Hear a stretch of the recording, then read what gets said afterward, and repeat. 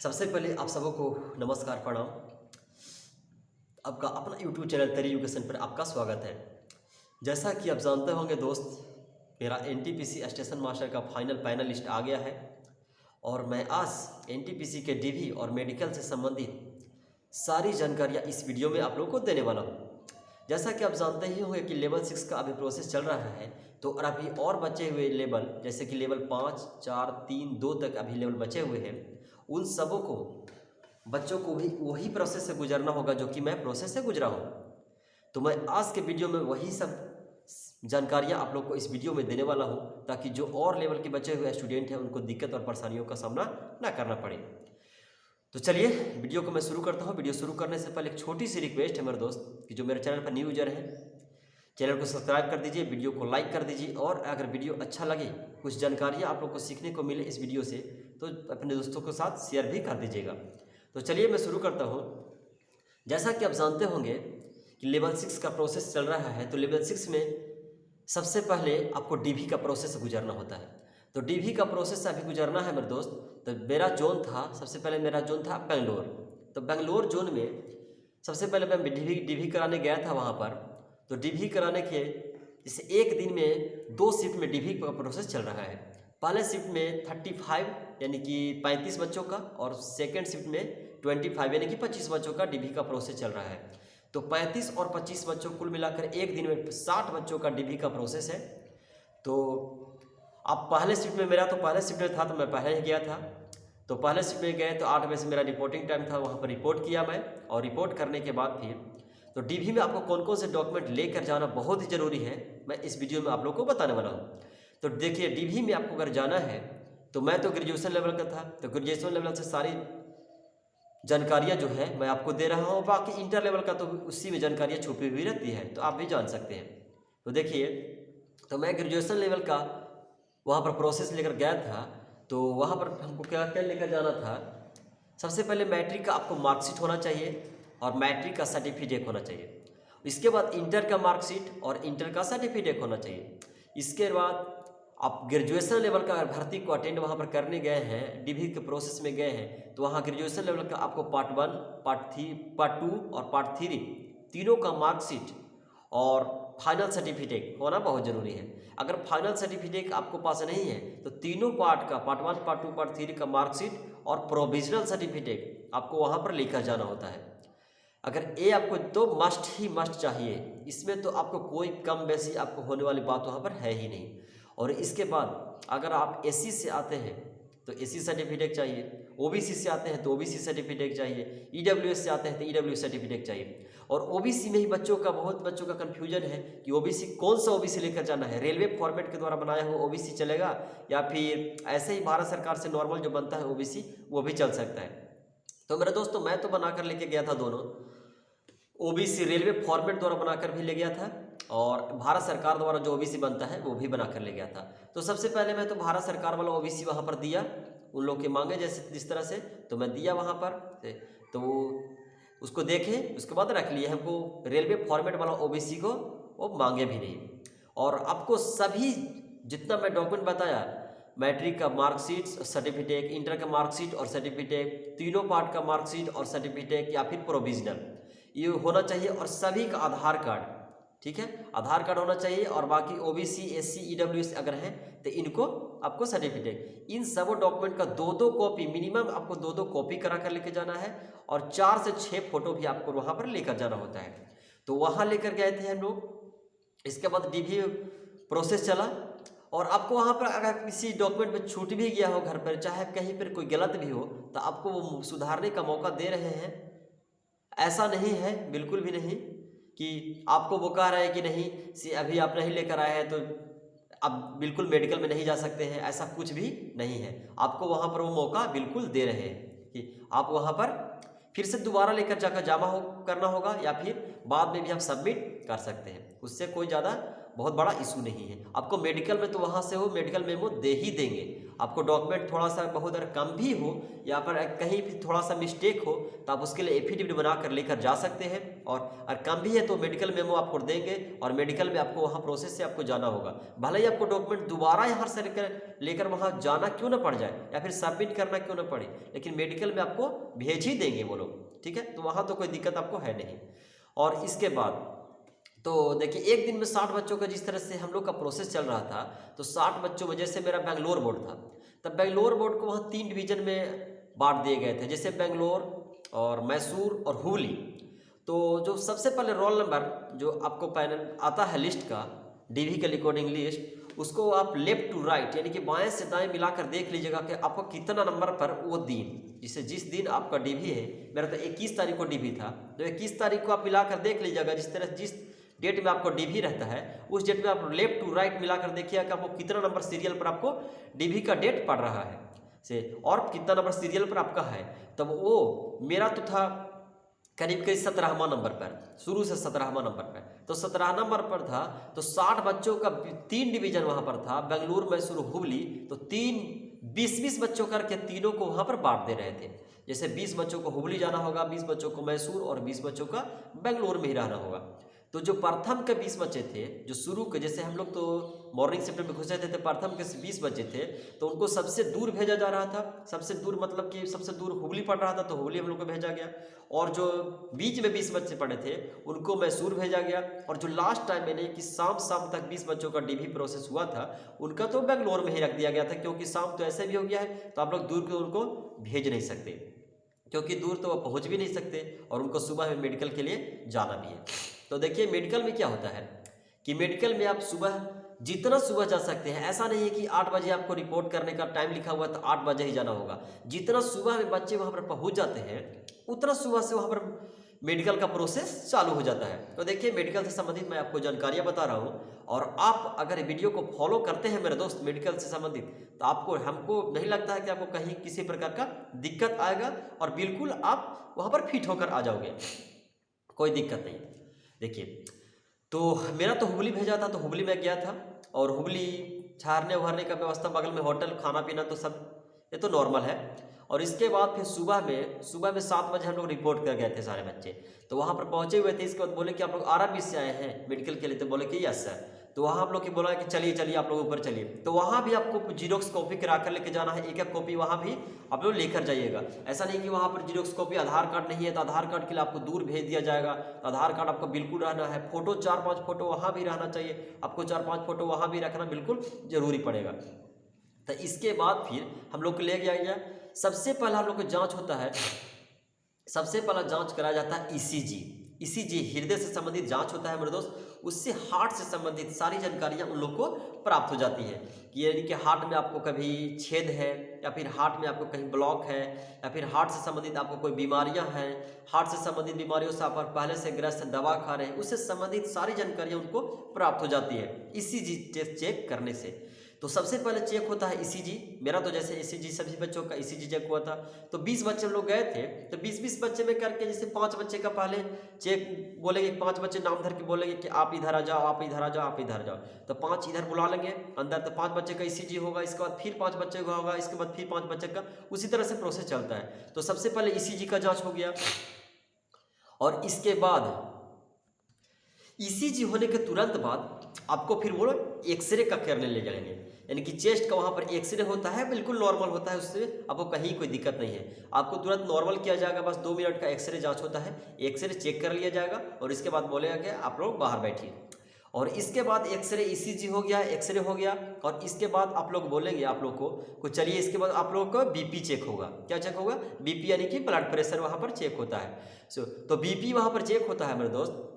तो बीपी में तो आपको देखिए कुछ बच्चों का कमेंट आ रहा था कि बीपी सर कितना होना चाहिए, कितना से ज़्यादा से ऊपर आते हैं तो बच्चे छट भी जाते हैं। तो देखिए मेरे दोस्त, बीपी तो ऐसे भी वहाँ पर बच्चों का कुछ ना कुछ ज़्यादा ही रहेगा ही, क्योंकि बच्चों का प्रेशर वहाँ पर रहता है, क्योंकि लाइफ की बात है तो प्रेशर होना बिल्कुल लाजमी है। तो वहाँ पर बच्चों का प्रेशर थोड़ा सा ज़्यादा रहता है, तो बीपी तो थोड़ा सा ऊपर रहता भी है, लेकिन बट ऐसा नहीं है कि आपको बिल्कुल एकदम 150 से ऊपर होना चाहिए। 160-170 हो गया तो वो आपको बिल्कुल वहाँ पर एक्सेप्ट कर लेंगे, ऐसा कुछ नहीं है। हाँ, 140 मैंने तो देखा वहाँ पर कि सब बच्चों का जितना केवल लिस्ट देखा सामने 140 सबका था, 42, 142/88, 143/87, मतलब 140 से सभी बच्चे का ऊपर ही मैंने देखा। 140 से किसी बच्चे का नीचे मैंने देखा ही नहीं। वो लिस्ट मैंने देखा था जाकर नीचे, तो देखा कि बीपी से संबंधित जो भी बच्चे हैं सबका 140 से ऊपर ही है। से कुछ बच्चे का 150 से ऊपर भी जा रहा था, 160 से भी ऊपर। लेकिन 140 से 150 तक अगर रहते हैं आप, 120/80 तो ऐसे बीपी होना चाहिए, लेकिन 120/80 इस उम्र में किसी का रहने का कोई बात ही नहीं है। तो 120/80 से लेकर के 150 तक आपका बीपी अगर है, 145, 47, 43, 42, 40, मतलब 150 से नीचे होना चाहिए। 150 और 90 से मतलब इधर करीब है, तो आपको तो वहाँ पर कोई दिक्कत नहीं है, वो नॉर्मल ही गिना जाता है। 150 तक अगर आप हैं, 140, 45, 48, 50 या 150 तक आपको नॉर्मल में गिना जाएगा। अगर आप 150 से ऊपर चले जाते हैं, जैसे कि 155 हो गया, 160 हो गया, अगर 150 से ऊपर आप चले गए तो उसके बाद आपको क्या करना होगा, उसके बाद आप बोलेंगे कि आप 10 मिनट वेट कीजिए, आपका बीपी बहुत ज़्यादा बढ़ा हुआ है। 10 मिनट आप रिलैक्स रहिए, इसके बाद फिर से आपको फिर से बीपी चेक होगा। तो 10 मिनट आपको वेट करने के लिए बोला जाएगा। तो 10 मिनट वेट करने का मतलब है फ्रेंड कि और आपका बीपी तो और वहाँ पर और बढ़ जाएगा। क्यों बढ़ जाएगा? क्योंकि वहाँ पर प्रेशर है कि आप क्या हो गया, बीपी में तो मेरा ऐसे हो गया वैसे हो गया। तो और आपका 10 मिनट आपको वेट करने के लिए बोला जाए, 10 मिनट में आपका बीपी और ही बढ़ जाएगा, मतलब कमेगा भी नहीं से, ये सोच कर चलिए। और कभी कभी किसी बच्चे का कम भी जाता है तो वो एक्सपेक्ट करेंगे, ऐसा नहीं है कि कुछ आपको कुछ और करने के लिए बोलेंगे। तो 10 मिनट का आपको समय दिया जाएगा। मान लीजिए फिर चेक हुआ 10 मिनट के बाद, और फिर अगर नॉर्मल नहीं आया तो फिर 10 मिनट बोलेंगे चेक करने के लिए, कि 10 मिनट फिर वेट करो। इसी तरह से आपको मैंने 5 से 7 बार बीपी चेक होगा, और इसके बाद फिर अगर नहीं सही होता है तो फिर आपको बोल दिया जाए कि आप आज नहीं कल आना। और कल भी आपको सही नहीं होता है तो कहीं ना कहीं आपको वो अनफिट लिस्ट में ही घोषित कर देंगे, फिट लिस्ट में घोषित करने नहीं जा रहे हैं। ठीक है, तो वहाँ पर पहले बीपी चेक हो गया आपको। ठीक है, फिर वहाँ पर जांच होगा, आपका ब्लड जांच होगा। ठीक है, ब्लड जांच, ब्लड आपको लेंगे नॉर्मल, और उसको बाद उसको जांच करेंगे। ब्लड जांच होने के बाद आपको बोलेंगे यूरिन जांच करने के लिए, तो आपको जाकर एक छोटी सी डिबिया देंगे, आपको यूरिन वहाँ पर लाना है, आपको पेशाब के माध्यम से, और आपको यूरिन जांच होगा। ठीक है, तो यूरिन जांच हो गया और ये जांच हो जाएगा। इसके बाद फिर आपको जांच पर आता है नॉर्मल आँख का जाँच, आई जांच, जो कि सबसे मस्ट है रेलवे में, आँख होना ही चाहिए बहुत अच्छा। हम लोग को तो A2 मेडिकल वहाँ पर बिल्कुल मांगा जा रहा था। अगर A2 मेडिकल से आप थोड़ा सा भी नीचे हैं तब वो कहीं ना कहीं A2 मेडिकल छोड़ के A3 मेडिकल दे दिया जाएगा, बट A2 मेडिकल बिल्कुल भी आँख में मैनेज नहीं किया जाएगा, कुछ भी नहीं। तो आपको आँख का जाँच होगा। आँख किस तरह से जाँच होता है मैं बताता हूँ आप लोग को। आँख सबसे पहले नीचे रख दिया जाएगा, एक छोटी सी बुक रखा होता है, और उस बुक में हिंदी के लेटर भी लिखे हुए हैं, इंग्लिश के भी लिखे हुए रहते हैं, और कन्नड़ के भी लिखे, मतलब वहाँ की जिस भाषा है उस राज्य की वो भाषा भी लिखे रहते हैं। और हिंदी इंग्लिश तो नॉर्मल है, वो तो रहेगा ही। आपको बोलेंगे कि आप कौन सी भाषा समझ सकते हैं, पढ़ सकते हैं, हिंदी आप पढ़ सकते हैं, तो बोलिए कि जी मैं हिंदी पढ़ सकता हूँ, तो आपको हिंदी पढ़ने के लिए बोलेंगे। अगर इंग्लिश पढ़ सकते हैं तो इंग्लिश पढ़ने के लिए बोलेंगे। और अगर आप उस राज्य के दूसरी भाषा है तो उस राज्य की भाषा भी वहाँ आता है, मतलब आप जो भाषा में पढ़ने के लिए बोलेंगे वो बुक वहाँ पर अवेलेबल छोटी छोटी अक्षर में रहती है। आपको एक आँख इस तरह से ढक दिया जाएगा और बोलेगा कि नीचे पढ़िए क्या लिखा हुआ है, नीचे पढ़िए। फिर इसके बाद एक आँख से झक देगा, बोलेगा कि पढ़िए क्या लिखा हुआ है। ठीक है, ये तो नॉर्मल जाँच हो गई एकदम, इस तो खैर कोई दिक्कत ही नहीं, यहाँ पर कोई दिक्कत नहीं है, ये तो हो जाएगा, बिल्कुल हो जाएगा। ठीक है, और इसके बाद ये जांच होने के बाद इसके बाद आपको बोलेंगे कि आइए, इसके बाद फिर आई का जांच होता है। आपको एक जगह बैठा देंगे, यहाँ पर बैठा देंगे, और आपको 20 फीट की दूरी पर वहाँ से एक बोर्ड लगा हुआ रहता है, और बोर्ड में रहता है वही लाल बत्तियाँ हरी बत्तियाँ इस तरह का लिखा रहता है। तो उसको क्या करें, सी रहता है, मतलब सी पूरा रहेगा, थोड़ा सा उसमें कट रहता है, मतलब सी ऐसे पूरा लिख के और थोड़ा सा बीच में कटा रहेगा। बोले कि किधर का मुंह खुला हुआ है, लेफ्ट खुला हुआ है या राइट खुला हुआ है, या फिर ऊपर नीचे किधर का खुला हुआ है। तो आपको बताना रहता है सर राइट खुला हुआ है, सर लेफ्ट खुला रहा हुआ है, सर ऊपर की तरफ दिखाई दे रहा है खुला हुआ, सर नीचे की तरफ। आपको जिस तरह से जिस भाषा में बोलना है वहाँ पर बोलना है कि हाँ सर लेफ्ट खुला है, राइट खुला है, ऊपर नीचे जो भी बोलना है वो तो नॉर्मल है, वो तो बड़े बड़े अक्षर में रहते हैं, उस सबको दिखाई देगा और आपको कोई दिक्कत नहीं आएगी। और दिक्कत कहाँ पर आती है, दिक्कत आती है मेरे दोस्त कि वो बोर्ड में से कुछ छोटी छोटी बत्तियाँ जलाते हैं। ठीक है, और तो सबसे पहले तो आपको गेट को पूरा पैक कर दिया जाएगा, मतलब रूम जो है सो अंधेरा टाइप का ही होता है, अंधेरा टाइप का कर देंगे वो, और वो छोटी बत्तियाँ को जलाएंगे, बोलेंगे। और आपके आँख में एक चश्मे लगा देते हैं, और चश्मे में एक दो तरह का शीशा लगा होता है, एक में लाल रहता है, एक में हरा टाइप का लगा रहता है, और बोलेंगे कि वो पढ़िए वो किस तरह का लाइट जल रही है। तो वो लाइट जल रही है आपको बताना है कि रेड जल रहा है या ग्रीन जल रहा है या फिर येलो जल रहा है, इस तरह से आपको बताना है। तो आप देख कर बोल सकते हैं कि सर रेड जल रहा है, सर ग्रीन जल रहा है, सर ये येलो जल रहा है। अब जिस तरह से आपको दिखाई देगा उस तरह से बोलना है, बार बार बदलते जाएंगे। वो बोले कि अब कैसा जल रहा है, सर रेड, अब कैसा जल रहा है तो ग्रीन, सर अब कैसा तो येलो। मात्र 3 ही कलर होते हैं, आपको ज़्यादा कलर का ध्यान नहीं देना कि ऐसा नहीं कि सफ़ेद हो जाएगा, ब्लू हो जाएगा और कुछ नहीं, माने कि लाल रहेगा, पीला रहेगा और हरा रहेगा। 3 ही कलर रहते हैं, 3 ही कलर में आपको चूज करना है, ज़्यादा कुछ कलर चूज करना नहीं है आपको। बस देखिए आपको सिंपल हो गया कि हाँ लाल है सर तो लाल है, बस आपको अकबकाना नहीं है वहाँ पर। ऐसा नहीं कि तुम जल्दी जल्दी नहीं बताएंगे तो कोई दिक्कत हो जाएगा, एकदम जल्दी के चक्कर में सर रेड का ग्रीन बोल रहे हैं, ग्रीन को रेड बोल रहे हैं, ऐसा कुछ नहीं है। बिल्कुल आपको दिखाई दे तभी बोलना है कि सर रेड है या फिर ग्रीन है या फिर येलो है, ठीक है, तो वो नॉर्मल है। और इसके बाद जलाते हैं सबसे मेरे दोस्त, सबसे टफ कहाँ पर होता है मैं बताता हूँ। इसके बाद वही लाइट रहता है, वही लाइट में से वो बतिया जलाएंगे, बॉल टाइप का रहता है, छोटा छोटा बॉल, आप लोग देखे होंगे इतना छोटा छोटा बॉल रहेगा। वो बोलेंगे कि सर कितना कितना दिखाई दे रहा है से, तो हम बोले कि सर बॉल तो जल रहा है, बॉल जलेगा एक, लेकिन वहाँ पर और बॉल रहते हैं लगे हुए दोस्त, तो बॉल जलता है, लगता है कि एक बॉल जल रहा है और बॉल जलता है रियली में एक ही, लेकिन दिखाई देगा और बगल वाला बॉल रहता है, जो बॉल जल रहा है उसके बगल वाला बॉल रहता है तो वो भी उसमें दिखाई देने लगता है। तो हम तो बोले कि सर बॉल तो जलने की बात है तो जल रहा है एक, लेकिन बॉल दिखाई दे रहा है वहाँ पर 2 से। अब सब बोले कि कितना दिखाई दे रहा है, भाई पूछना चाहिए कि हाँ के कितना बॉल जल रहा है, तो आप हम सिंपल बोल सकते हैं कि बॉल जल रहा है, एक बॉल जल रहा है, ठीक है। तो वो पूछे कि कितना जल रहा है, से कितना दिखाई दे रहा है, हम बोले कि सर बॉल जल रहा है एक, लेकिन दिखाई दे रहा है मेरे को 2 से। फिर बदल बदल के पूछेंगे अब कितना दिखाई दे रहा है से, तो बोले कि सर अब तो बॉल सर जल रहा है 2, लेकिन दिखाई दे रहा है टोटल बॉल 3 है और जल रहा है 2 ही। ये वाला में थोड़ी सी कंफ्यूजन होती है मेरे दोस्त, तो थोड़ी सी आपको दिक्कत नहीं है, जो भी आपको दिखाई दे पूरा बता देना है कि हाँ एक जल रहा है तो एक दिखाई दे रहा है, एक जल रहा है 2 दिखाई दे रहा है तो 2 जल रहा है, मतलब जो आपको लगे वो पूरा राइट बताइए। डॉक्टर भी उतना कंफर्म देख नहीं पाता, क्योंकि वो चश्मे जो लगी होती है आँख में ना, वो चश्मे से फर्क पड़ती है। डॉक्टर केवल आपको अनुभव से खाली दिखाते जाता है, एक वहाँ पर दिखाएगा और एक आपको से डॉक्टर जो रहेंगे बगल में तो पूछेंगे कि वो क्या दिखाई दे रहा है। तभी को डॉक्टर जो रहते हैं बगल में उनको खुद नहीं लगता है कि हाँ बॉल जो है से केवल जल रहा है 1 या फिर 2, हाँ बॉल जो जल रही तो वो दिखाई देता है और बाकी जो नहीं जल रही होती है वो उनको खुद भी नहीं दिखाई देता है, तो वो खाली इतना ही पकड़ते हैं कि हाँ जल रहा है कितना। तो आपको बताना है कि हाँ सर जल रहा है 1 या फिर 2 जल रहा है। तो हमने पूरा बताया कि सर बॉल तो जल रहा है 1, लेकिन दिखाई देने की बात है तो वहाँ पर और बॉल है तो वो भी दिखाई दे रहा है। ये आपको दिक्कत नहीं है, ये आपको बिल्कुल हो ही जाएगा।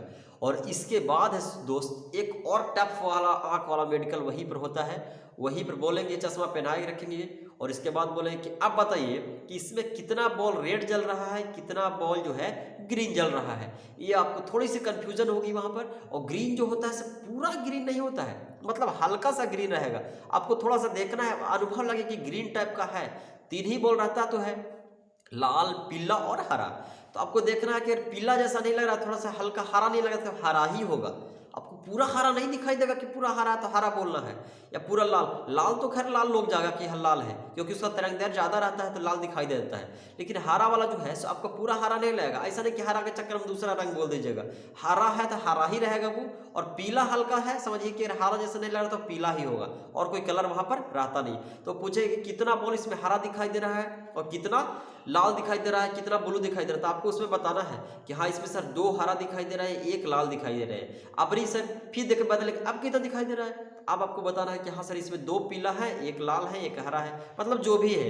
और फिर लास्ट में आपसे टोटल पूछेंगे कि कितना बॉल जो है से लेफ्ट में जो है से कौन सा लेफ्ट वाला बॉल किस तरह का रंग का है और ऊपर वाला बॉल जो है से किस तरह का रंग का जा रहा है। तो आपको पूरा बताना है कि हाँ सर नीचे वाली बॉल जो है से ग्रीन कलर की है, ऊपर वाली है से रेड कलर की है और दाएं वाली है से येलो कलर की है। मतलब जो आपको दिखाई दे वो बोलिए, बिल्कुल क्लियर, कोई दिक्कत नहीं वहाँ पर। और इसके बाद पूछेंगे कि टोटल कितने बॉल हैं, टोटल कितने बॉल दिखाई दे रहे हैं। तो टोटल मेरे दोस्त आपको एक बात ध्यान रखना है, सबसे मस्ट बात, कोई स्टूडेंट होते हैं कि टोटल बॉल की संख्या बताते हैं कि टोटल 5 दिखाई दे रहे हैं, 5 वहाँ पर बॉल होता ही नहीं मेरे दोस्त। सबसे पहले तो आपको यहाँ पर ये जानकारी रखना है, 5 वहाँ पर बॉल कभी होता ही नहीं है। बॉल ये सबसे लास्ट में आपको पूछेंगे कि कितना बॉल आपको दिखाई दे रहा है, टोटल कितना बॉल है, तो आप टोटल ज़्यादा से ज़्यादा 4 बॉल वहाँ पर आते हैं। 5 बॉल तो होता ही नहीं, 5 तो कभी भूल कर भी नहीं बोलना है कि 5 बॉल दिखाई दे रहा है। टोटल हार्डली 4 ही बॉल वहाँ पर होते हैं, 5 कभी बोलना ही नहीं है, 5 कभी बोलना ही नहीं है। एक बात तो एकदम माइंड में आप बैठा कर रख लीजिए कि 5 कभी नहीं बोलना है, ज़्यादा से ज़्यादा 4 ही बॉल वहाँ पर होते हैं। ऐसा नहीं कि बोल दें कि 5 दिखाई दे रहा है, 5 होता ही नहीं है, सबसे ज़्यादा 4 ही होते हैं। ठीक है, ये तो जांच हो गया। इसके बाद कलर विजन चेक के लिए आपका बुक रखते हैं, बुक के तो एकदम नॉर्मल पलटेंगे, पूरी की पूरी बुक पढ़वाते हैं, ये बात तो क्लियर रही, क्योंकि मेरे को पूरी बुक पढ़वाए थे वो लोग, और बाकी फिर और भी स्टूडेंट थे जिनके पूरी की पूरी बुक पढ़वाए थे। वो नॉर्मल लिखा होता है, कोई दिक्कत नहीं है। आपको पलटे कितना लिखा हुआ है सर, तो 60, कितना सर 74, कितना 43, और जहाँ पर गलत रहेगा ना वहाँ पर तुरंत बोल दें कितना है, तुरंत मतलब अचंभा होकर के दोबारा पूछेंगे वो लोग, ये कितना है, कितना बोला तो फिर से बोलिए कि सर 23 है, हाँ तो ठीक है 23। ये बोलो कितना है, तो 25। ये कितना है सर, तो 74। ये 98, तो ये 12 है, ये 6 है। मतलब बुक जो होती है छोटी वाली बुक, वो पूरा बुक आपको पढ़वाएंगे और पूरा बुक पढ़वा लेंगे। और इसके बाद एक छोटा सा ब्रश देते हैं, एक छोटा सा ब्रश देंगे। बुक में कहीं कहीं कोई लेटर लिखी नहीं होती है, केवल रेड का ऐसे मतलब लाइन पारा रहता है, उसको बोले कि ब्रश लो, और ब्रश आपको चलाना है, उसके ऊपर ठेकाना नहीं है, ऊपर से ऊपर मतलब ऐसे जैसे लाइन गया है वैसे वैसे उसको उस तरह से घुराना है आपको। तो उस तरह से ब्रश आपको दे देंगे, हाँ किधर से जल्दी घुराओ, तो इसी तरह आपको घुरा देना है, जिस तरह से लाइन गई हुई है वहाँ पर घुरा देना है, फिर पलटेंगे घुराओ, तो चलो इसी तरह के घुराना है। और इसके बाद आपको नॉर्मल आंखों में बार करके देखेंगे, टॉर्च उच कि आपने लेंस उस तो नहीं लगा कर आए से, और बाकी पूछेंगे। और सबसे मस्ट बात आपको यहाँ पर बोलने जा रहा हूँ मैं, सबसे मस्ट बात आपको वहाँ पर पूछेंगे कि किन किन बच्चे जो हैं, जो इनका बचपन में पैर टूट गया है, या फिर बचपन में हाथ टूट गया है, या फिर हार्ट से संबंधित बीमारियां हैं, या फिर पेट का ऑपरेशन कराया हो, या फिर हाइड्रोसिल का ऑपरेशन कराया हो, बवासीर का ऑपरेशन कराया हो। तो सबसे पहले आप लोगों को खुद से नहीं बताना है कि मैंने ये चीज़ का ऑपरेशन कराया है, खुद से नहीं। मैं खुद से क्यों बोलूँगा यार, आप मेडिकल चेक कर रहे हो तो आप चेक करो ना, हमारी क्या बीमारियां हैं या नहीं है, आपको चेक करने का काम ना है। मैं थोड़ी आपको बता दूंगा कि मेरे को ये बीमारियां हैं चाहे वो बीमारियां हैं, ऐसा कुछ थोड़ी बोल सकता हूँ। आपको चेक करने का काम है, आप चेक करिए। मैं नहीं बता सकता कि मेरे को कौन बीमारियां हैं नहीं। कुछ बच्चे होते बता देते हैं सर मैंने तो कान का ऑपरेशन कराया है। अगर आपने बता दिया कि मैंने कान का ऑपरेशन कराया है, तो कान की आपकी डिटेल जानकारियाँ आप लोग कान से लेंगे, पूरी की पूरी कान की पूरा ध्यान से कान को आपको चेक करेंगे। और थोड़ा सा भी फॉल्ट है तो आपको 2-4 दिन वेट करवाएंगे। अभी सर्जन चेक करेंगे, आपको पर्सनल डॉक्टर जो होता है सर्जन, आँख काने का चेक ही करेंगे पर्सनल, आपको 2-4 दिन बैठिए, मतलब ज़्यादा दिक्कत कर देंगे आप अगर बता देते हैं तो। और अगर नहीं बताते हैं कि हाँ मेरे नहीं हुई है से, अब बोले कि किस बवासीर का ऑपरेशन हुआ है, तो ऐसा नहीं कि तुरंत हाथ खड़ा कर देना कि मेरे को सर बवासीर का ऑपरेशन हुआ है, सर मेरे को हाइड्रोसिल का ऑपरेशन हुआ है। बहुत से दोस्त इस तरह का बता देते हैं से, सबसे पहले आपको बताना नहीं है। हाँ अगर ज़्यादा दिखाई देने वाली चांस लग रही है तो थोड़ा सा बता सकते हैं, कोई दिक्कत नहीं। लेकिन लग रहा है कि पकड़ा भी सकते हैं या फिर छुप भी सकता है, तो आपको वहाँ पर बताना है ही नहीं, क्योंकि ये चीज़ का ज़्यादा जानकारियाँ वहाँ पर ज़्यादा बेहतरीन से जांच नहीं होता। ऐसे नॉर्मल देखेंगे कान, हाँ चलिए ठीक है हाँ बस ठीक है हो गया, इतना ही। ऐसा नहीं कि पूरा कान का मशीन लगाकर चेक किया जाता है, ऐसे पूरा हमको बताएंगे ना तो पकड़ा जाएंगे तो हमको अनफिट कर देंगे, ऐसा कुछ नहीं है। अगर आप वैसे भी पकड़ा जाएगा तो आपको अनफिट ही करेंगे से, हम बताएंगे क्यों। अगर नहीं पकड़े तो फिर ठीक है, मैं पास हूँ तो पास हूँ। आपको खुद से नहीं बताना है कि मैं हाँ इस चीज़ का ऑपरेशन करा कर लाया हूँ, ठीक है। सबसे पहले तो आपको खुद से बताना नहीं है। इसके बाद आपको कान को क्या करते हैं, 20 फीट पर एक बढ़ के बैठेंगे, मतलब एक डॉक्टर बैठे रहेंगे, आपको एक कान से वो ढक देंगे ऐसे, और उसको मुंह पर आपको चेहरा जो है दूसरे साइड का कर देंगे, और वो रहेंगे दूसरे साइड का चेहरा करके, और बोलेंगे एक नंबर बोलेंगे वहाँ पर डिजिट, जैसे 74, वहाँ बोलेंगे 98। तो आपको यहाँ से कितना नंबर बोले तो आपको सुनकर बोलना है कि हाँ बोले हैं तो 24 बोले हैं या फिर 98 बोले हैं। आपको कितना नंबर बोले आपको सुनना है, बोलेंगे 98, आप इधर से बोलेंगे 98, बोलेंगे 13 तो आप बोलिए जैसे 30। फिर एक चेक कैसे झाप देंगे और झाप कर बोलेंगे कि हाँ 24, हाँ 24, हाँ बोलेंगे कि 23 तो 23, 95, मतलब जो अंक बोलेंगे आपको रिपीट कर रहे हैं, नॉर्मल होता है, किसी का कोई यहाँ पर कोई समस्या ही नहीं आती है। ये चेक हो गया। इसके बाद फिर नेक्स्ट स्टेप में होता है, आपको पूछेंगे कि किसका हाथ गोड़ का ऑपरेशन हुआ है, टूटा है, तो आपको नहीं बताना है, और इसके बाद फिर बोलते हैं कि चलिए आप अपना से चेक करिए। इसके बाद आपको हाथ बोले कि इस तरह से हाथ करो, सीधा करो हाथ, इसके बाद इस तरह से करो, इसके बाद बोले कि इस तरह से ऐसे ऐसे घुराओ, इसके बाद बोले कि मूड़ी इस तरह से घुराओ, मतलब जैसे जैसे घुराने के लिए बोलेंगे कि इस तरह से घुराओ। थोड़े थोड़े रूम में थोड़ा सा बरामदा टाइप का रूम होता है बड़ा टाइप का, उसमें बोले कि दौड़ो, गोले गोले से चारों तरफ दौड़ो से, तो उसमें दौड़ना है आपको। ये नहीं बता देना कि मेरा पैर टूटा हुआ है सर, कुछ नहीं बताना है। अगर पकड़ लिया तो ठीक है, नहीं पकड़ा तो फिर आपको खुद से बताना नहीं है, क्योंकि आप खुद से भी बताएंगे तो आपको डिटेल चेक होगी उस अंक की, और अगर उसमें अनफिट तो आप अनफिट घोषित कर दिए जाओगे E2 मेडिकल से, ठीक है। और अगर आपने नहीं बताया तो अगर उसने पकड़ लिया तो ठीक है, पकड़ लिया तो ऐसे भी तो हमको अनफिट करता ही, और अगर नहीं पकड़ा तो मैं पास हूँ तो पास हूँ। बस कितने बच्चे पास भी हो गए और कितने बच्चे जो बता कर खुद से वहाँ पर फंस भी गए थे, जो 2-4 दिन 5 दिन वेट कर रहे थे और लास्ट में उनको पता नहीं फिट करेगा या फिर अनफिट करेगा, लेकिन आपको 10 दिन वहाँ पर रोक ही दिया जाएगा। तो आज बोलेगा सर्जन नहीं आया, जाइए घरे, दिन भर बैठे रहिएगा हॉस्पिटल में, आकर बोल देगा शाम को कि आप सर्जन नहीं है, आप घर जा सकते हैं, फिर जाइए, फिर अगला दिन आइएगा। उस तरह से मतलब बहुत ही तंग कर देता है। तो आपको बोलेगा कि ऐसे करिए, वैसे करिए, सब करिए, और इसके बाद फिर बोलेगा नॉर्मल, आपको बोलेगा 5 लड़के रहते हैं तो बोल देगा 4 उस तरफ का मुंह कर दो, उस तरफ का मुंह कर दो, और बाकी इस तरफ के बोलेगा। थोड़ा सा बोलेगा कि हाँ आप कच्छा उतारिए, कच्छा उतार कर आप लोग देखेंगे, थोड़ा सा बोले नॉर्मल ऐसी हाइड्रोसिल से देखेंगे ना नॉर्मल है, बोले कि हाँ पकड़ कर दे दिखाओ कि हाँ ठीक है दोनों है या नहीं है, और देख लेंगे थोड़ा सा कि बहुत सिर टाइप के है या नहीं है, बस कुछ नहीं और कुछ नहीं, इतना ही चेक होता है यार। ऐसा नहीं कि पूरा डिटेल जांच होता है, कुछ नहीं, पहले से ही देख लेंगे, आप वहीं से करवाएंगे, खुद अपने से कुछ करेगा नहीं। आप अगर बता देते हैं झूठ मूठ के तो झूठ मूठ के आप पकड़ाएंगे, उसमें फंस जाओगे। उसके लिए आपको स्पेशल डॉक्टर आएंगे चेक करने के लिए, सर्जन से आपको बात करना पड़ेगा। तो ऐसे आपको करना बिल्कुल भी जरूरी नहीं है, आपको नॉर्मल चेक हो जाता है, सब बिल्कुल छोटी छोटी सी जांच है, बस तुरंत तुरंत आपको देखेंगे और बस हो जाएगा नॉर्मल। इसके बाद फिर एक दिन ख़त्म कर देंगे, कहीं कहीं तो एक दिन में ही पूरा प्रोसेस क्लियर कर दिया जा रहा है, कहीं कहीं तो भाई 2 दिन में ही प्रोसेस क्लियर नहीं किया जा रहा है। हमारा तो दूसरा दिन, एक दिन में तो ये सब पूरी जांच हो गया क्लियर, कोई दिक्कत है नहीं। इसके बाद शाम के आँख का एक महत्वपूर्ण जांच होता है लेसिक जांच। लेसिक जांच से क्या पता चलता है मेरे दोस्त, कि लेसिक जांच से पता चलता है कि आपने आँख में कभी लेंस लगाया है या नहीं लगाया है, या फिर आंख में आप लेंस लगाकर निकाल दिए हो, या फिर आपका कॉर्निया पतला है या फिर आपका कॉर्निया मोटा है। इस लेसिक जांच में इस तरह का जांच होता है, तो पता चलता है उससे। तो शाम को आपको फिर एक मेडिकल वाला लेसिक जांच के लिए आपको एक लिफाफा में बंद करके पेपर दे देंगे, वो बोले कि वो पार्टिकुलर किसी हॉस्पिटल का नाम उस पर लिखा रहेगा। बोले कि हाँ मेरा तो MM जोशी एक हॉस्पिटल था, उस हॉस्पिटल का उस पर नाम लिखा हुआ था। बोले कि आप इस हॉस्पिटल में जाइए और ये लिफाफे को खोलना बिल्कुल नहीं है, और वहाँ पर जाकर लिफाफे को दीजिएगा, और उसके फीस लगते हैं, वहाँ तो मेरे लगे थे 760 रुपये। तो 760 रुपये पे किया। इसके बाद फिर लेसिक जांच आपको करेंगे, आंख का बिल्कुल इस तरह से मशीन पर रख देंगे, बोले कि आंख पूरा खोल के रखो, पूरा इधर उधर किरण को मार कर देखते हैं, मतलब मशीन से जांच होता है, आपको नॉर्मल रहेगा, कोई दिक्कत नहीं है। तो नॉर्मल अगर आप आंख कभी लेंस लगाकर गए नहीं तो आपको टेंशन बिल्कुल लेना ही नहीं है। मैं भी टेंशन बहुत ले रहा था, ऐसा नहीं कुछ बता दे ऐसा, अरे मैं लगाकर गया नहीं तो कैसे बता देगा यार, ऐसा थोड़ी कुछ है। अगर मेरा पैर टूटा नहीं तो वहाँ टूटा कैसे बता सकता है, बताएगा ही नहीं। तो वहाँ पर चेक होगा, और चेक करने के बाद वो रिपोर्ट बनाएंगे, और रिपोर्ट बना करके से तो वहाँ पर जो लेसिक जांच करते हैं वो उनको स्टाफ से भी आप पूछ सकते हैं, सर मेरा रिपोर्ट कैसा है, अगर नॉर्मल है या नहीं है, वो थोड़ा सा आपको बता भी सकते हैं, आप भी नहीं भी बता सकते हैं, तो उनको ज़्यादा आपको टेंशन नहीं लेना है। तो वो फिर उसी तरह से रिपोर्ट को फिर उसी लिफाफा में बंद कर देंगे, और बंद करके आपको फिर खोलना नहीं है, और उसी तरह से रिपोर्ट को फिर ला करके और वहाँ जहाँ आप मेडिकल करा रहे थे वहाँ दूसरा दिन फिर, चाहे उस दिन अगर आपको टाइम मिलता है तो उसी दिन लाकर फिर आप वहाँ जमा देना है, तो वहाँ जमा दे दिए। इसके बाद आपकी सारी रिपोर्ट कर वहाँ पर मेडिकल में आपको कंप्लीट हो गया। और कंप्लीट ऐसा नहीं कंप्लीट आपको चेक हो गया तब आपको पता चल गया कि मैं फिट हूँ या अनफिट हूँ, ऐसा कुछ नहीं।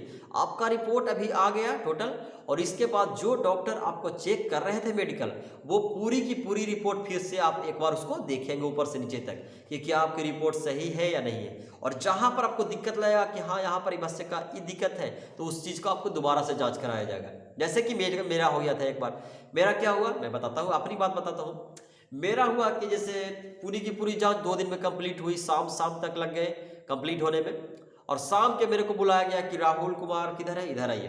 तो मैं गया वहाँ पर, क्या हुआ सर से, तो आपका ECG जो है से दोबारा कराया जाएगा। वहाँ पर मेरा ECG में क्या लिखा था, शायद लिखा था लेफ्ट इंटीरियर हेमी ब्लॉक, यानी कि लेफ्ट साइड में कुछ हेमी ब्लॉक टाइप का लिखा था मेरे में से। तो बोला कि आपका ECG दोबारा कराना पड़ेगा, बोले कि ठीक है सर। तो फिर दोबारा मेरे को ईसीजी कराने के लिए ले गया वो लोग, और दोबारा ईसीजी तुरंत किया 2 मिनट में। और ईसीजी कराने के बाद फिर मेरा रिपोर्ट जाके डॉक्टर के पास जमा दिया। तो जमा देने के बाद डॉक्टर देखा तो फिर उनको कुछ न कुछ शायद गड़बड़ बुझाया, क्या बुझाया पता नहीं मेरे को, तो कुछ उनको गड़बड़ बुझाया। इसके बाद बोले मेरे पास आके कि राहुल कुमार आपको 2 गो जाँच बाहर से करा कर लाने होंगे। कौन कौन जाँच? तो एक होते हैं TMT जाँच, यानी कि ट्रेडमिल टेस्ट जाँच। ट्रेडमिल टेस्ट जाँच क्या होता है? उसमें आपको नॉर्मल फिटनेस वाली जो होती है मशीन, उस पर आपको लगातार 8 से 10 मिनट दौड़ना पड़ता है, यानी कि बदल बदल कर स्पीड आपको रखेंगे। कभी कुछ स्पीड रहेगा, फिर और बढ़ा कर देंगे, फिर और बढ़ा कर देंगे, फिर और बढ़ा कर देंगे। स्पीड मतलब बढ़ा बढ़ा के आपको इतना स्पीड पर कितना बीपी बढ़ता है, इतना स्पीड पर कितना बीपी बढ़ जाता है, इतना स्पीड पर,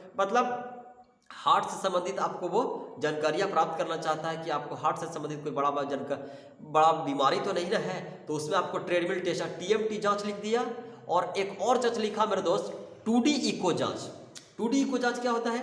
तो ECG का अपर वाला जाँच होता है 2D इको जाँच। इको कार्डियोग्राफ उसका नाम है, यानी कि ECG से जो संबंधित, हृदय से संबंधित उनको साफ साफ जानकारियाँ नहीं मिल पा रही है, तो आपको ECG से ऊपर का जाँच होता है, यानी कि उससे भी हाई लेवल का जाँच होता है 2D इको जाँच। तो 2D इको जाँच आपको लिख दिया मेरे को, 2D इको जाँच और TMT जाँच दोनों लिख दिया कि दोनों आप कोई भी प्राइवेट हॉस्पिटल से करा कर ला सकते हो। इसमें कोई पार्टिकुलर हॉस्पिटल का नाम नहीं लिखा हुआ था वहाँ पर, आप कहीं भी हॉस्पिटल से करा कर ला सकते हो। मेरे को तो बहुत भारी टेंशन हुई, अरे यार ये तो क्या कर दिया, तो मेरे को हार्ट में संबंधित बीमारियां हैं, लगता है क्या हो गया, मेरे घर पर तो कुछ था नहीं, यहाँ पर कैसे क्या हो गया, मतलब टेंशन, भारी टेंशन हो गया यार। तो फिर मैं क्या किया, उस दिन तो शाम हो गई, पूरा रात तो क्या कह सकता था, जाकर फिर रूम में केवल टेंशन से ऐसे ही सो गया। और इसके बाद फिर अगला दिन हुआ तो मैं सोचा क्या करूँ, अब क्या करूँ। तो फिर मैं प्राइवेट हॉस्पिटल खोजने गया। प्राइवेट हॉस्पिटल वहाँ पर हुबली में जहाँ पर था मेडिकल, रेलवे हॉस्पिटल में, रेलवे अस्पताल में, तो वहाँ पर का बगल में एक थोड़ा सा दूर पर 1-2 किलोमीटर पर वहाँ पर है विवेकानंद हॉस्पिटल। तो विवेकानंद हॉस्पिटल में मैं गया, वहाँ पर बोला कि मेरे को TMT जाँच कराना है और 2D इको जाँच, बोले कि हाँ हो जाएगा। तो 2D इको जाँच में क्या किया, मेरे को सुता दिया गया, बॉडी को थोड़ा सा उघारे कर दिया गया, बोले कि शर्ट खोल दो। और खोल देने के बाद आपको एक रखता है, चुट्टा टाइप का रखता है, इसमें गोंद लगा देगा ऐसे, और गोंद लगा करके और इस तरह का आपको सुधा करके ऐसे ऐसे चेक करता है। और मशीन में देखते रहता है कि मतलब कि हाँ हार्ट में कहीं कोई दिक्कत नहीं है, छेद नहीं ना है, या ब्लॉक नहीं ना है, हार्ट से संबंधित बीमारियां नहीं है, उस तरह का चेक किया। ऐसे ऐसे ठेका अगर पूरा बॉडी को चेक कर लेगा, मतलब पूरे पेट को इस तरह से चेक कर लिया, बोला कि ठीक है नॉर्मल है, कोई दिक्कत यहाँ पर आपको नहीं है, वहाँ पर चेक कर लिया। और TMT जांच में क्या किया कि मेरे को एक मशीन पर दिया, बोला कि आप मशीन पर दौड़िए, आपको 8-10 मिनट लगातार दौड़ते रहना, जब तक मैं बोलेंगे नहीं रुकने के लिए आपको दौड़ते रहना है। तो मैं दौड़ते रहा 8-10 मिनट तक, और स्पीड को कभी वो कम बेसी करते गए, कम बेसी करते गए, और हर मिनट पर एक पेज निकलता जाता है कि हाँ इतना स्पीड जब चल रहा था मशीन तो आपका बीपी कितना था, इतना स्पीड में चला था आपका बीपी कितना था, इतना स्पीड में आपका बीपी कितना था, आपका पूरा उनका ब्यौरा निकल गया। तब पूरा ब्यौरा निकलने के बाद मैंने उनको से पूछा कि सर रिपोर्ट में क्या आया है, मतलब मैं फिट हो सकता हूँ या नहीं हो सकता हूँ। बोले कि रिपोर्ट नॉर्मल है एकदम, इतना तो सभी का रहता है, कोई दिक्कत नहीं है आपको। मेरे को संतुष्टि नहीं हुआ कि नहीं, लगता है झूठ बोल रहे हैं से, मतलब छोटा छोटा नर्स से ही पूछा था जो चेक कर रहे थे। तो वो मैं बोला कि मैं डॉक्टर साहब से बात कर सकता हूँ, तो डॉक्टर साहब बोले कि डॉक्टर साहब बोले हैं कि रिपोर्ट नॉर्मल है, कहीं कोई दिक्कत नहीं है। अगर आपको डॉक्टर साहब से पर्सनली सजेशन लेना है, बात करना है, तो आपको अलग से उसको फी पेमेंट करने पड़ जाएंगे 500 रुपये।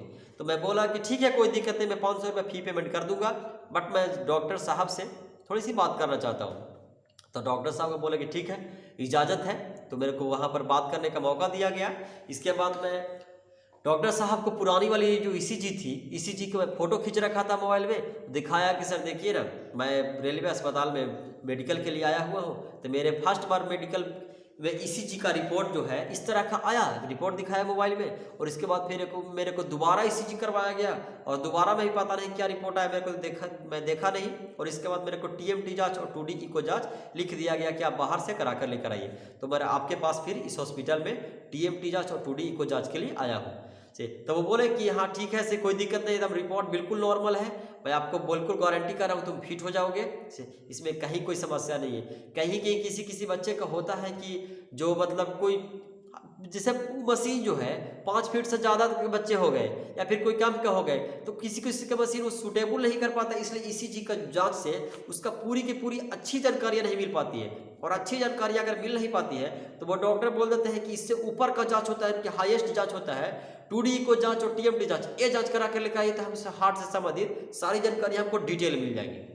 और वहाँ अस्पताल में तो रहता नहीं है तो वो आपको बोल देंगे। उसकी फ़ी हमको शायद लग गई थी 2700-2800 रुपये हमको फ़ी पेमेंट करना पड़ गया था TMT जांच और 2D इको जांच के लिए। तो दोनों जांच कराया और डॉक्टर साहब बोले कि तुम फिट हो जाओगे, बिल्कुल टेंशन मत लो, जाओ तुम एकदम नॉर्मल वहाँ। तो मैं रिपोर्ट लेकर गया, अगला दिन वहाँ पर जमा दे दिया कि हाँ मैं जाँच करा कर ले आया हूँ। और इसके बाद फिर डॉक्टर साहब बोले कि ठीक है मैं देख लेता हूँ। इसके बाद वो फिजिशियन से दिखाने ले गए, यानी कि फिजिशियन जो मेरे डॉक्टर चेक किए थे उनसे अपर लेवल का होते हैं, मतलब उनसे भी ऊपर का होते हैं फिजिशियन डॉक्टर। तो फिजिशियन डॉक्टर से वो चेक कराने के लिए ले गए रिपोर्ट को। वो देखे कि हाँ ये बच्चा का TMT जाँच और 2D को जाँच कराने के लिए भेजा गया था। और इसके बाद देखिए इस तरह का रिपोर्ट आया। तो वो मैं भी वहाँ पर था, वो देखे बोले कि हाँ रिपोर्ट तो अच्छी है, नॉर्मल है, सब कहीं कोई प्रॉब्लम नहीं है से। वहाँ पर हमारे सामने लिखे नॉर्मल लिख के सिग्नेचर कर दिए और डेट उट लिख दिए। बोले कि अब तू जाओ। तो फिर वहाँ से मैं वहाँ आया। इसके बाद फिर बोले जो सर बोले कि अभी आपको जो डॉक्टर साहब बात चेक किए हैं से वो डॉक्टर साहब फिजिशियन साहब से कुछ बात करना चाहते हैं, अभी आपको वेट करना पड़ेगा। ठीक है सर हम वेट कर लेंगे, कोई दिक्कत नहीं है। तो वो डॉक्टर साहब फिजिशियन साहब से बात करने के लिए फिर दिन भर हमको बैठा दिया गया। शाम के पता चला कि बात किया नहीं किए। हमको सर वहाँ पर बोले कि अब आप घर पे जा सकते हैं, आपका काम प्रोसेस पूरा हो गया है। मैं बोला कि सर मैं फिट हूँ या अनफिट हूँ कुछ तो बता दीजिए।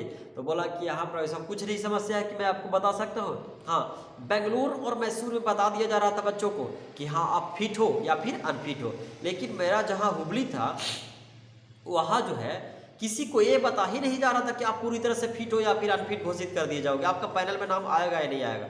तो मैं वहाँ से बोल दिया गया कि आप घर जाइए। तो मैं तो घर पर फिर वहाँ से चल दिया और आ गया घर पर, लेकिन काफ़ी टेंशन में था उस दिन से कि मेरा पता नहीं मेरा क्या होगा। ECG तो दोबारा करवाया गया TMT 2D को, तो पता नहीं मेरे पैनल में नाम आएगा कि नहीं आएगा। इस टेंशन के चलते मैं उतने दिन से वीडियो आप लोगों के सामने नहीं लेकर आया। मैं सोचा था कि मेडिकल फिट होने के अगला दिन ही आप लोगों के सामने वीडियो में लाऊंगा, ताकि और आने वाले बच्चे जो है आने वाले लेवल का, ताकि उनको दिक्कत और परेशानियों का सामना न करना पड़े। लेकिन इस तरह का दिक्कत हो तो मैं सोचा कि शायद अनफिट हूँ या फिट हूँ, दिक्कत हो गया है से। तो जब तक पैनल में नाम नहीं आएगा तब तक मैं कंफर्म अपने आप को घोषित नहीं कर पाऊंगा कि हाँ मैं फिट हूँ या अनफिट हूँ। तो इस तरह से उस दिन से मैं वीडियो नहीं लेकर आया। और जैसे ही पैनल में नाम ले आया है मेरा, आपको सामने इस तरह वीडियो जो है पूरी की पूरी प्रोसेस आप लोग को सामने लेकर आया हूँ। बस इतना ही जांच होता है, इससे ज़्यादा कुछ भी जांच नहीं होता है। आपको कोई टेंशन लेने की कोई ज़रूरत नहीं है। अगर आप फिट हैं तो बिल्कुल फिट है, आप कहीं से भी कोई अनफिट घोषित नहीं किए जाओगे कि हाँ आप अनफिट है। हाँ अगर किसी चीज़ में आपको प्रॉब्लम भी है तो आपको रोकेंगे 2 दिन 3 दिन 4 दिन, फिर से जांच करेंगे, फिर से जांच करेंगे, फिर सर्जन से बात करेंगे से, तभी आपको मतलब बोल सकते हैं कि हाँ आप जाइए और आपका पैनल में नाम नहीं आ सकता है। बहुत ज़्यादा प्रॉब्लम रहेगा तभी, वरना आपको नाम आना ही है यार। मेरे को ऐसे लिखा था तो मैं बहुत से बच्चे से बात किया, बहुत बच्चे बोला कि अरे मेरे भी यार इसी तरह से लिख दिया था, मेरे भी लिख दिया था। हम तो और टेंशन में हो गए कि क्या होगा पता नहीं। लेकिन आज आप लोग की दुआ से मेरा पैनल में नाम आ गया है और आज मैं फाइनल फिट भी हूँ, A2 मेडिकल फिट, तभी तो मेरा पैनल में नाम आया भी और मैं बहुत ज़्यादा खुश भी हूँ। तो मैं आशा करता हूँ कि आप लोग को DV और मेडिकल की सारी रिपोर्ट की जानकारियाँ मैं सही आप लोग को सही जगह पर पहुंचा चुका हूं। अगर आपको वीडियो से संबंधित कुछ और जानकारियां चाहिए तो